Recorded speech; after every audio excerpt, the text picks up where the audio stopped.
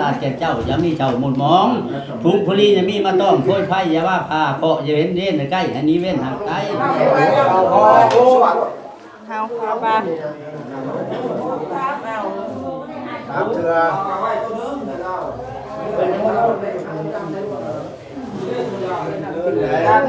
มเถื่อเอา เดี๋ยวจับมือกันมือนี้ล่ะบัดเดี๋ยวจับเอามือกันครับ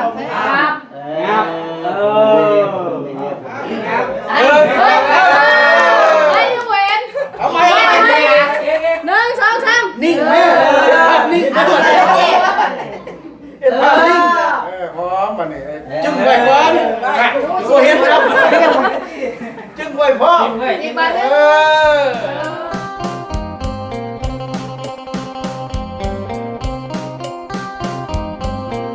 พี่น้องเนาะพบพ่อกันอีกเด้อพี่น้องเอ้ย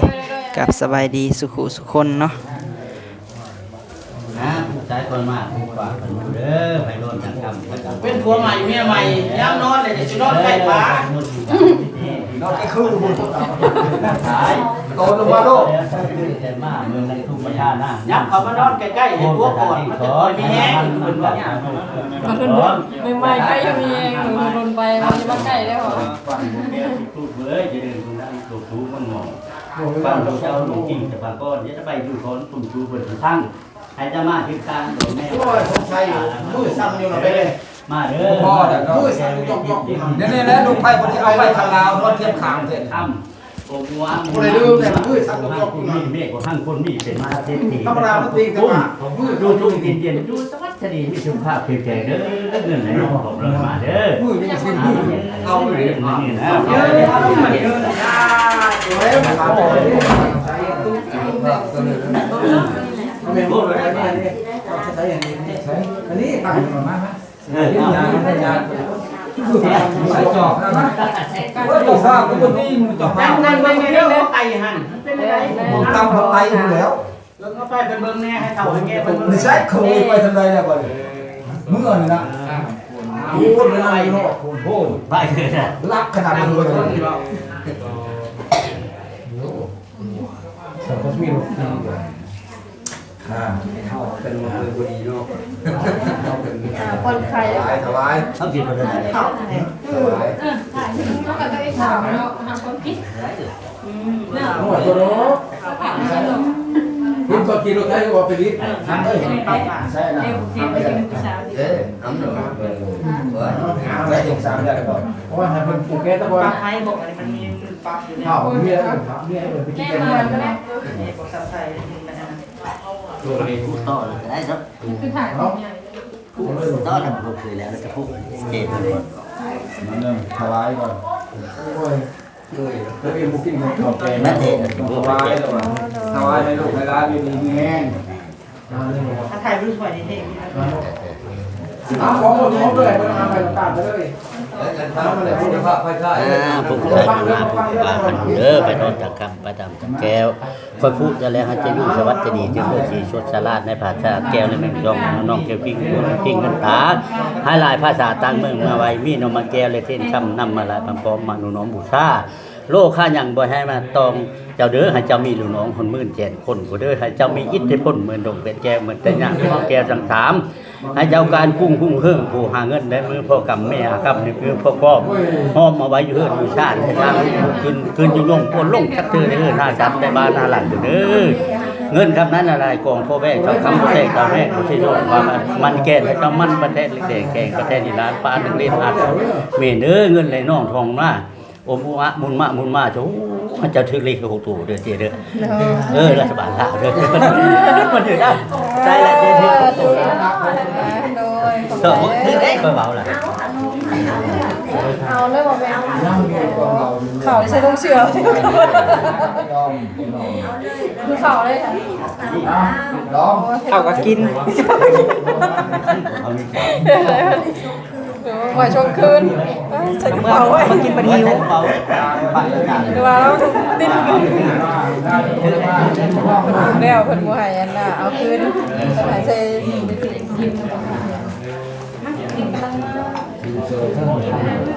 แม่กันทุกเดือนในการจัดตรงนี้ก็เออ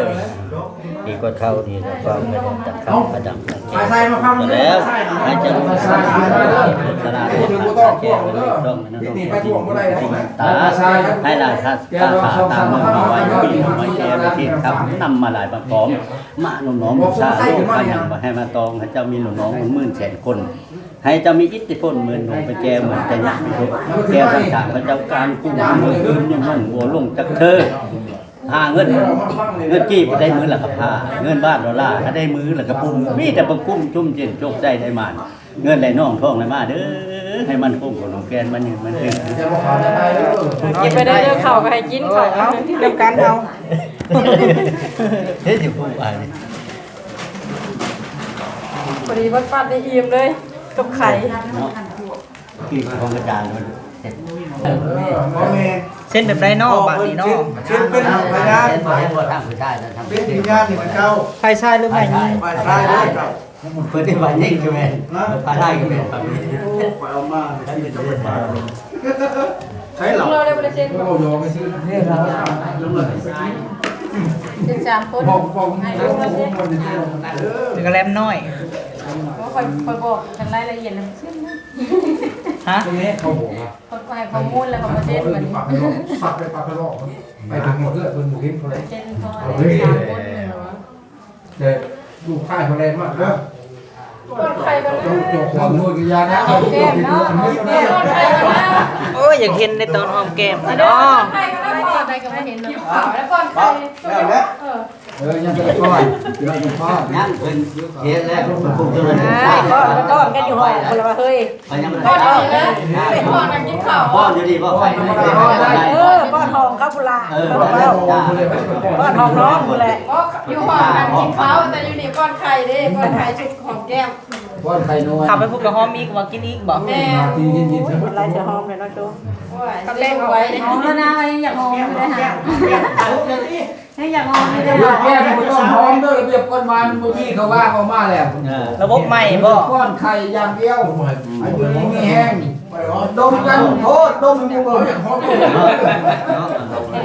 มันมีมาแล้วเขาทำมามีตามธรรมดาคำสั่งมันมาแล้วลายเป็นลายแล้วห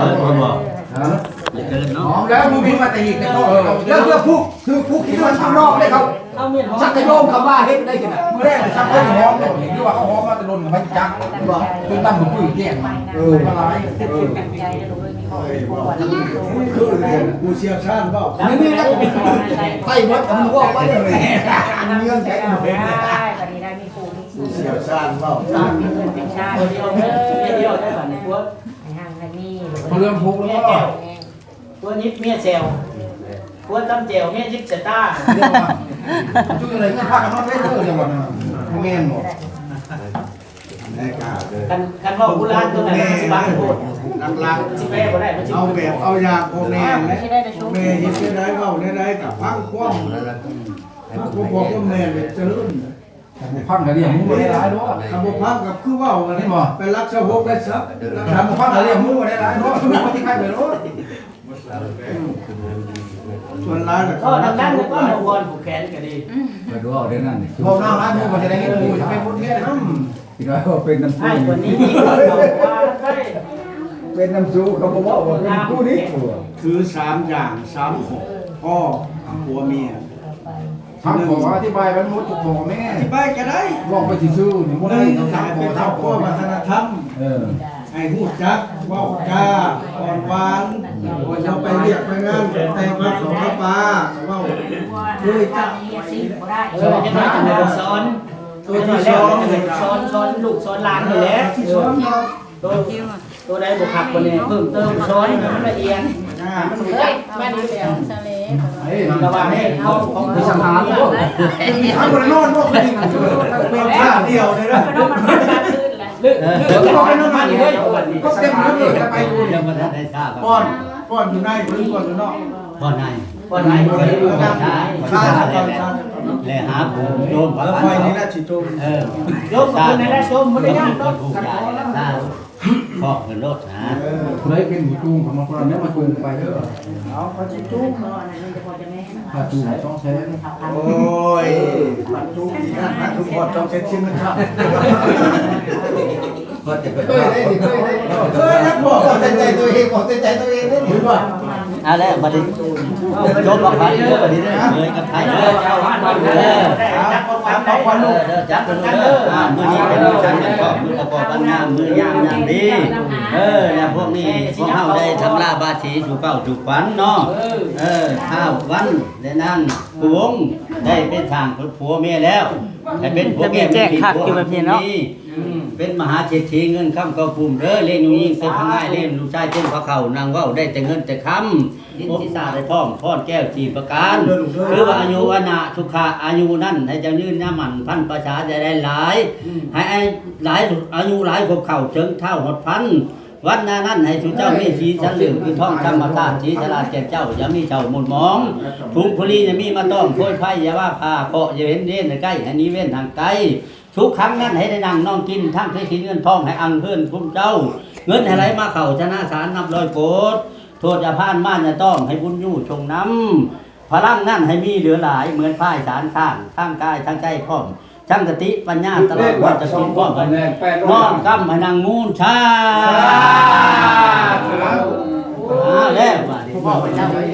มาเลย เอาผ้าขอนเข่า ใช้เท่าคอยไม่ใช้แหละคู่คอยไม่ใช้แหละ เจ้ามาได้วันนี้ฮอดบ้านน้องได้ รอพักควันได้บัตร ใช้ผ้าคนมันลงนี่ แขนน้อง คุณไปช่วงบุกข้างไกล เบิ่งไงนะแม่พูด ลูกเบิ่ง ไปเท่าไรไป บุกให้บัว มันยังมัน นี่จะเบียดนะเจ้า ใช้ข้างไกลเบิ่งให้มันยากเลยนับแต่ข้างมันจะตับอำนาจที่แล้วเบิ่งให้เรียบร้อย เงินกับเป็นมัดยังกระติ้วไว้อยู่ยันกระดุมใช่ เบิ่งข้างมันยังขัด เงินจำนวน2 ล้านนี่เป็นเรื่องของงานเนาะเป็นเรื่องของทางแม่นี่เป็นตัวเพชรระดับแล้วไอ้ว่าเป็นตัวแทนหายเจ้าก็กัน1 ล้านแล้วเนาะเสร็จแล้วจะไม่รู้มาลูกมา ครับแม่ครับแม่ ตัวนี้ได้นะ เดียวไม่เดียว เงินของแม่พี่ก็ของเพชรเนาะ หัวเลยเนาะครับชื่อตรงนี้ขนาดนี้ คือลิ้นบอกขาดเรียกวิธีทางแค่นี้ได้เงินถูกไหมเอามาให้เรียกเงิน อ๋อ จะถือเลย ไอ้เงินตัวนี้เขามาฝากธนาคารเมียหมด ฝากไว้ให้เป็นตัวแทน เด้อ ชื่อโตเลยเนาะ คนดังมาก เบิ่งตัวเลขมาเด้อ ครับ ทางนี้มันยืนทางการ อ๋อนี่แพงเมีย แค่เงี้ยตัวเลข บอ มาก ว่า เด้อ ให้เมียทักเมียแพงตัว ตัวเล นี้ ขเด้อ ว้าว ก็บ่เลี้ยงไปเด้อ 1 ล้าน ผมมีแต่สองเลย โอ้บ่ได้เด้อแค่นี้ ตัวเดียว เออเด้อได้บ่ดีโอ้บ่พลาดที่นี่นะ มันของงัวตัวนึงแล้วของงัวตัวนึง นี่เด้อน้องได้เลย ความลงเอ็นชิม ผูกเป็น ถ้าไล่สดมีสัญญาณอยู่บ่เนาะปลาแก้วไล่สดแต่มีสัญญาณอยู่บ่ แห้งหักแห้งกันตัดเรื่องอาหารเราจะเด่นนะเด่นเขาไปหอมเกี่ยมกันได้เลยนี่ ตัวนี้ เจ้าฝากมาขอเล่นยาวกินกับนะพอเป็นเบบี้เป็นหมอเด้อได้เลยครับฝากมาใช้ก็บอกอะไร นี่นี่ตัวนี้โอเคดีแล้วผมมีด้วยแหละด้วยแหละเอาด้วยได้ลบ ตีน กุ้ง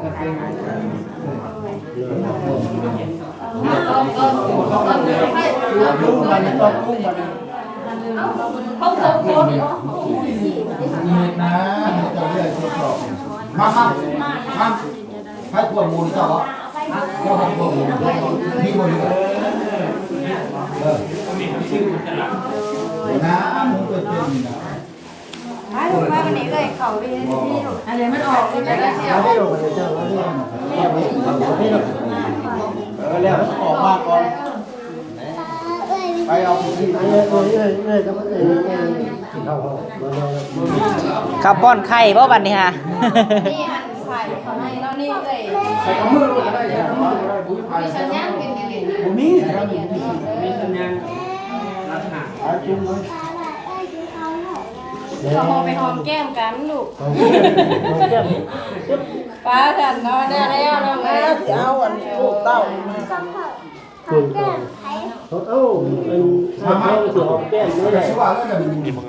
มาแล้ว เ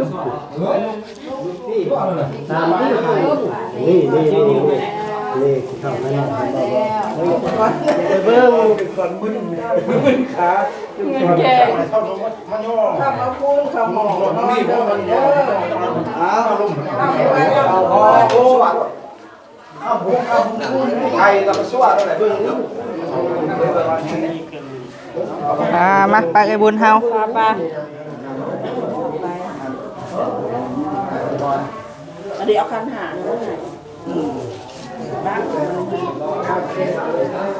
ตั้งนะโมสามจบ เป็นอยู่บ่แหละ กราบกราบ นำโมในใจก็ได้นำโม กราบสามกราบกราบก่อนกราบงามสามพร้อมกัน แม่ พร้อมกันลูก เอาแม่นับให้นับให้หนึ่งสองสามเอา สามเถื่อ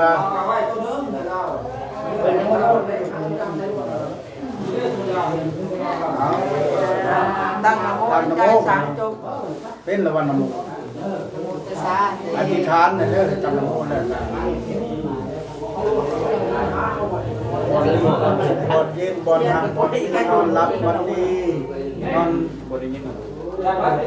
ไปบอกให้มันปิดตัวเป็นแสนเด้ จะเปิด มาให้มาปั้นเด้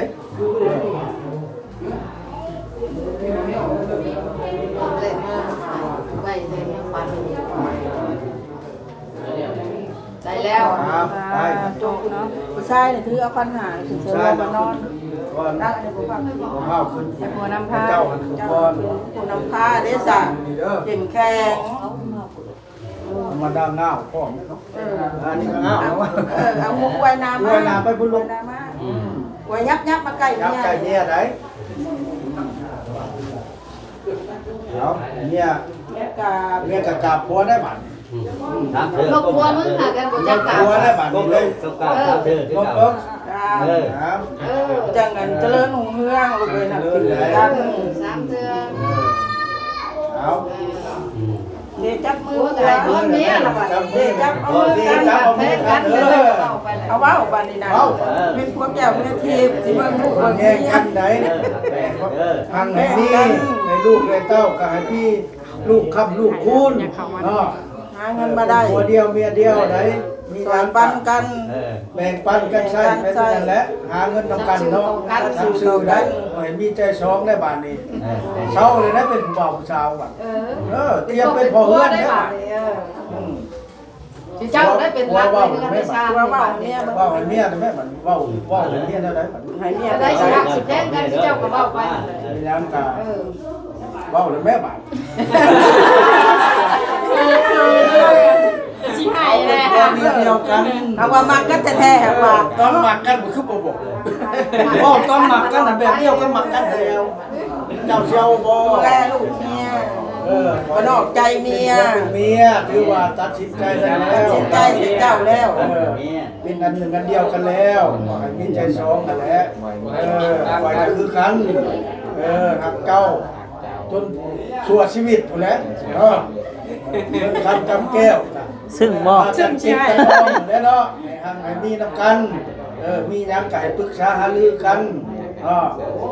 ให้ ทั หั ก ก กัน แพ้ แท้งกั กัน น ตลอดไปเลย หักพี่หักน้องหักพ่อหักแม่ อย่าลืมพ่อลืมแม่มันเป็นพลามรามนี่ มีหยังก็ช่วยเหลือซึ่งกันและกันอันใดก็ญาติพี่น้องทั้งเมียกับทั้งผัวก็จะต้องให้เบิ่งแย่งกันเนาะรักๆเลยเขาเอิ้นว่าหยังเดียวนี่สมัยใหม่เนาะสมัยใหม่นี่เขาบอกอย่างนี้ได้เขาว่าเสมอภาพยิ่งชาย อันนี้สิหายน้ำเลย หนึ่งเนี่ยไม่ ซึ่งว่าเนาะ กับเมียเนี่ยให้ซ้ำกัน มีหยังไก่ลงกันเนาะปรึกษาหารือกันโอ๊ตคอยสิชื่ออันนั้นให้ปรึกษากันคอยสิเฮ็ดอันนี้ก็ให้มันเอกภาพทั้งจังเฮ็ดบ่ให้คัดกันได้ก็ให้ฟังสามคำนี่ เพราะเขาอยากเบิ่งต้นหอมแล้วตอนนี้ค่ะก็บ่ซัง คนละอย่างมานี่ก็บอกกันเขาสิไปหันมานี่เด้อบ่ให้ตัวให้เอากัน นอนดูร้อนแล้วบัดนี้ เขาได้ว่าวันนี้ เข่าได้แม่สิ มาไผ เอาเฮียกันบัดนี้ คุ้มสิบ้านมันนี่ ตู้ไป ลูกเด้อมาอยู่เบื้องหนึ่งชายน่ะมาอยู่เบื้องนี้ลูก เบื้องนี้ลูกมาอยู่ตรงนี้ ยิงใส่ใช่ขวา โอ้ยคุณเด้อ มาอยู่ข้างนี้ โอ้ยได้เด้ไข่ นั่งกระหอบต้มไข่กูชุบเลย เนาะลวกกันสิหนักกันสิได้เด้ เดี๋ยวหน่วย พับหน่วยหนึ่งมึงด้วยเชียว อันมันได้น้องเพลงอยากให้จุ๊บหันจุ๊บให้แน่เพิ่นว่า หอมเลยหอม ผู้รุ่นอยู่ กองเชียร์บ่ ทางเสียงเลยแหละ เขาบุเซ่น้ำห้อนน้ำเย็นไปจักน้ำเชียว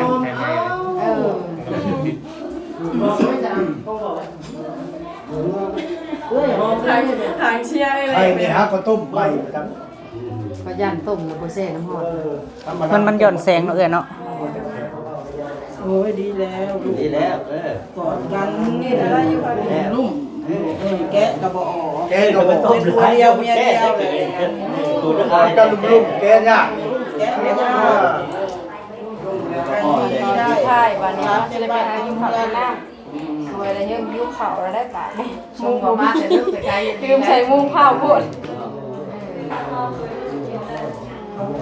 เขาติบักใหญ่ติ ติดคำใหญ่เลยด้วยเชียวจะนั่นมุงมดปากไหน น้ำเตรียมมาแล้วบ่ แล้วก็ตัดเสีย เอาน้ำเค็ม เก่งกันเนาะห่างกันแรงกันเอ้า มือขวาก้อนแขนอ้ายมือซ้ายก้อนแขนอ้าย แพ้แล้วนี่แหละ ขวา อ่ะมาดูก่อนก็ได้ คุณดูข้างหลังแล้วจะถือมือขวาก้อนแขนอ้ายเอาเลยนี่มาเลย ก้มๆลูกหล่ะก้มๆเดี๋ยวว่าเบิ่งเลยหอมแก้มกัน ไป จะนั่นเราแก้ไข่ ไปนั่นน่ะเดี๋ยว เอา1 2 3 ครับ คือก่อนแล้วจะหอมกันเนาะ เชียว แข่นไข่ไว้ไงเนาะ แก้ไข่ บ่แค้นโอ้ ทั้งแซ่บเลยเนาะ เอาน้ำให้เราใกล้ๆนี่ แค้น มันปัดจะบ่นอน ก็บ่นอนนี่น่วมครับ ยังพันได้เด้อผักหอมแก้มเด้อ เจ้าของเป็นคนเลือกเองเนาะ นอนนุ่มแล้ว ได้เอาหน้าบ่ ตีบ่ เที เที ย ย น น น้ำนี่น้ำ ครับแค่แล้วน้ำเด้อ 35 ตอนนี้น่ะแม่น่ะป้อนลูกมาแล้วลูกน่ะก็จะป้อนแม่บัดนี้ เอ เด้อ อบ่แย่งแม่ครับ กิน แพ้ บ่ได้เนาะ นี่แหละกินแม่ ครับ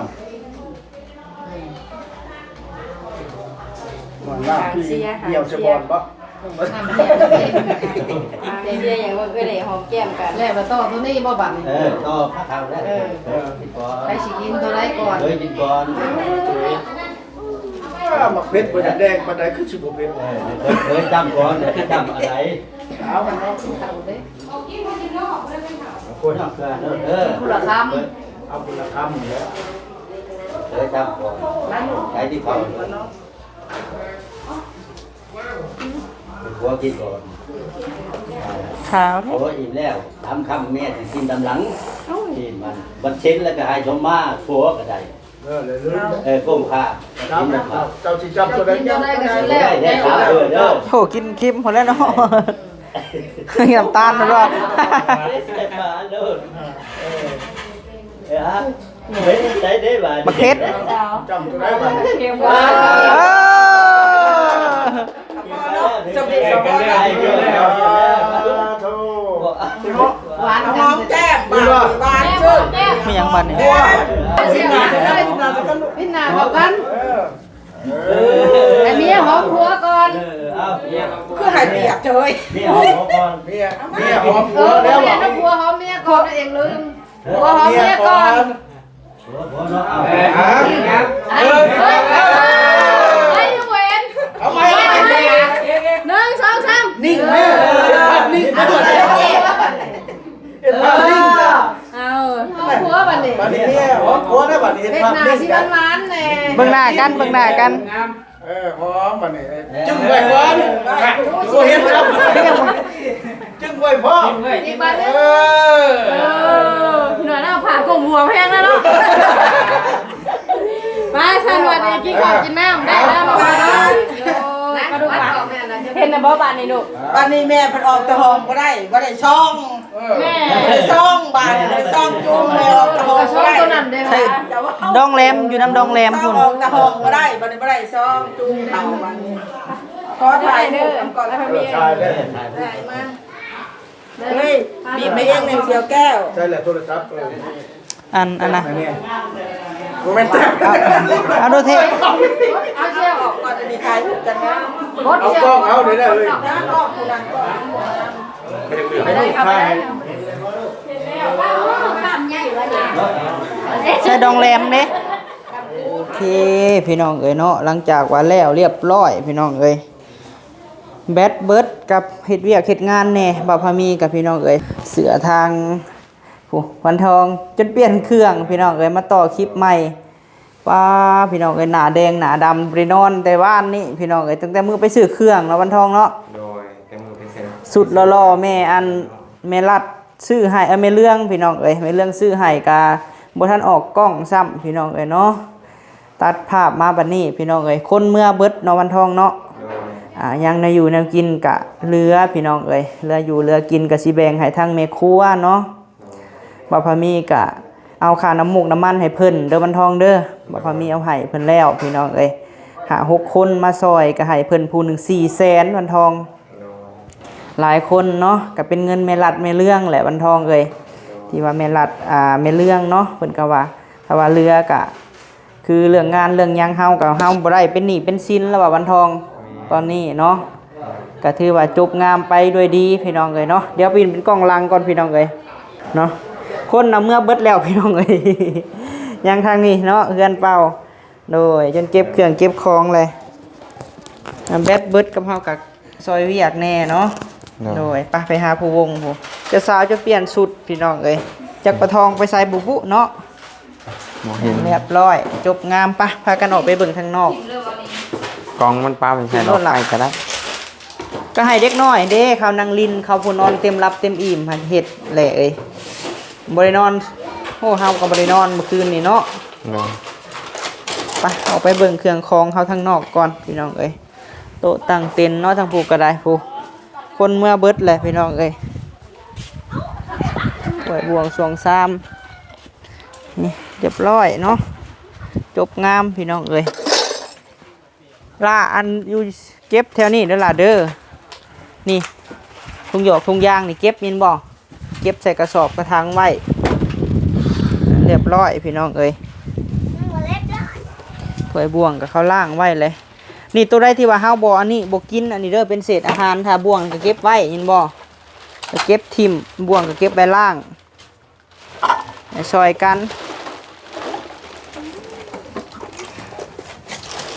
พักผ่อนจังเฮ็ดอีกกูวงเอ้ย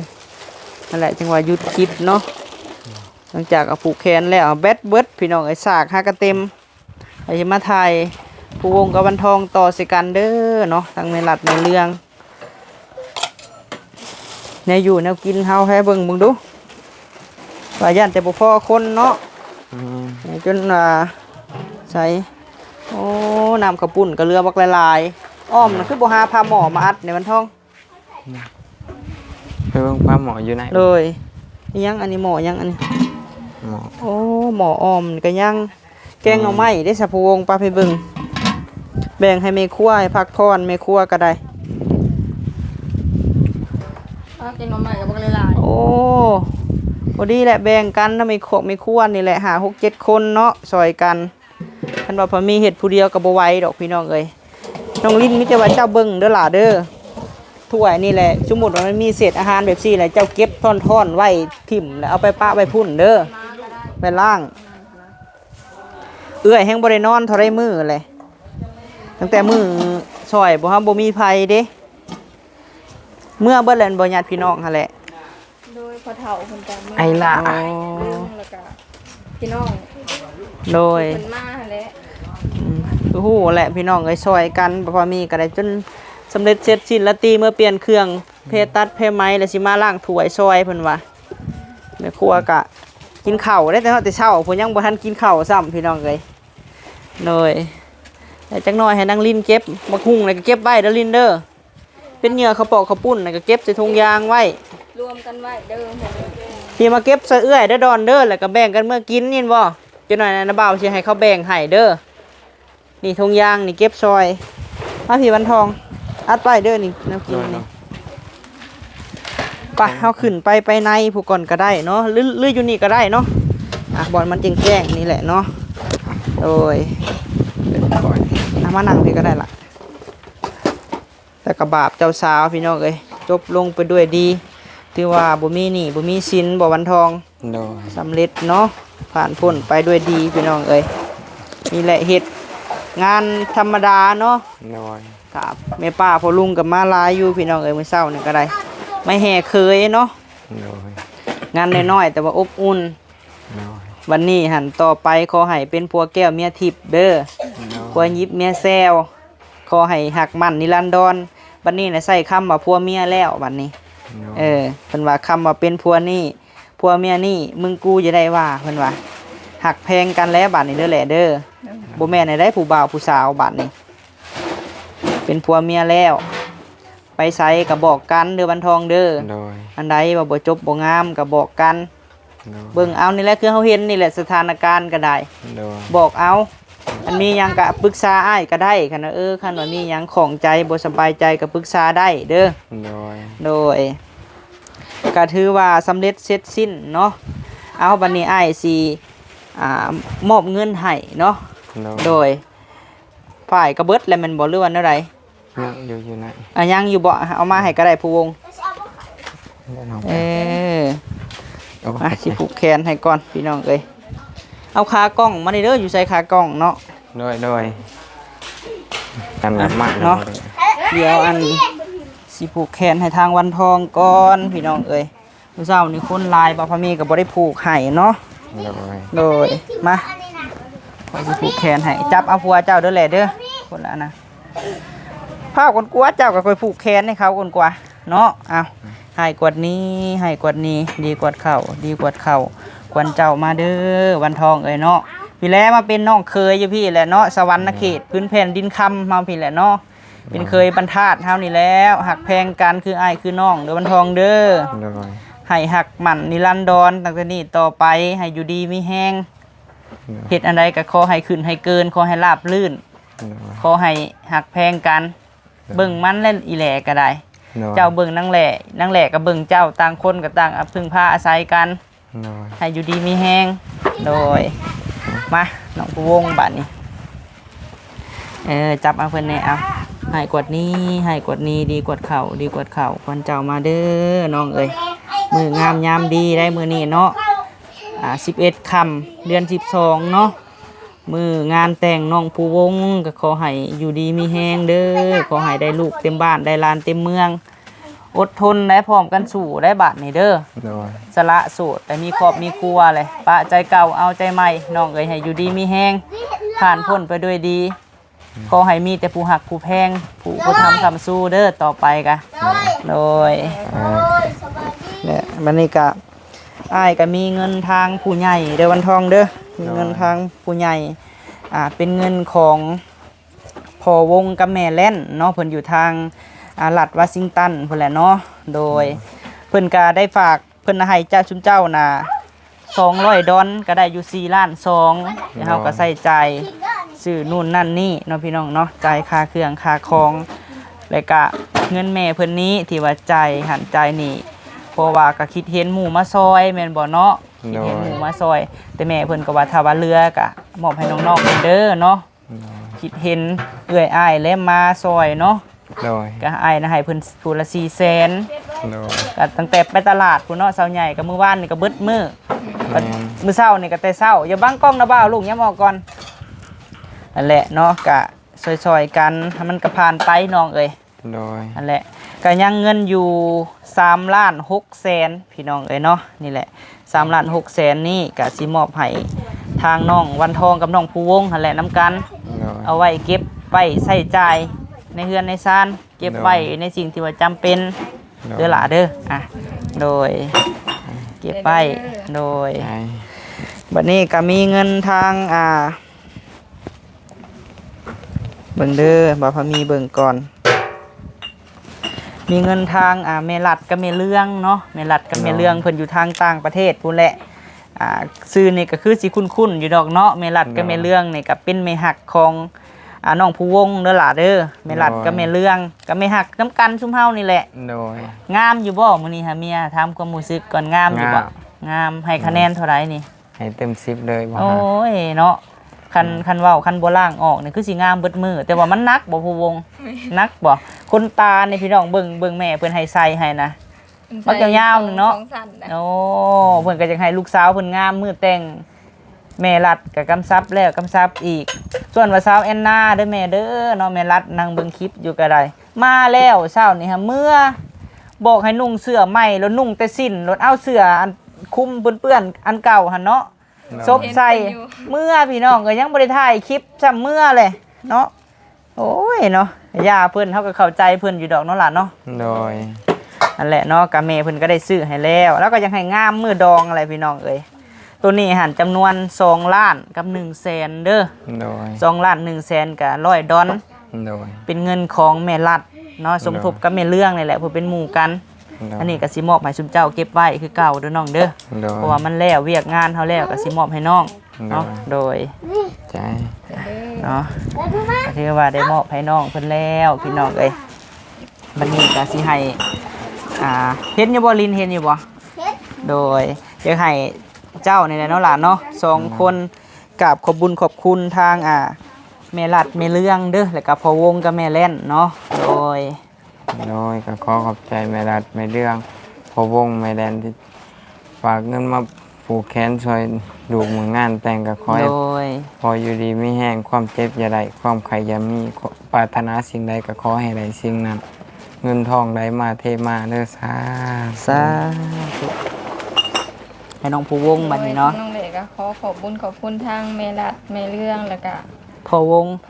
แม่แล่นเด้อที่ว่าผ่าเงินมาผูกแขนน้องเล็กก็ขอให้เพิ่นอยู่ดีไม่แห้งความเจ็บอย่าได้ความไข้อย่ามีปรารถนาสิ่งใดก็ขอให้เพิ่นได้สิ่งนั้นเดินทางไปไสมาไสก็ให้เพิ่นปลอดภัยเด้อให้เพิ่นสุขภาพแข็งแรงเข้มแข็งเด้อโดยสา